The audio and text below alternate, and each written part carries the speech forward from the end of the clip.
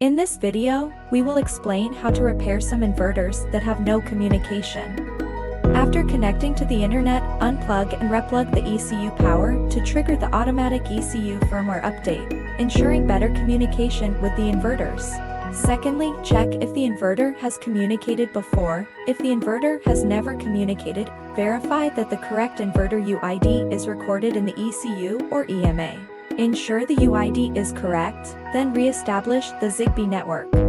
If communication is still unsuccessful, try moving the ECU closer to the inverter and complete the network setting again to ensure local communication between the ECU and inverter is normal. If the ECU is located far from the inverter or there are walls in between, consider using an antenna extension or longer network cable to improve communication.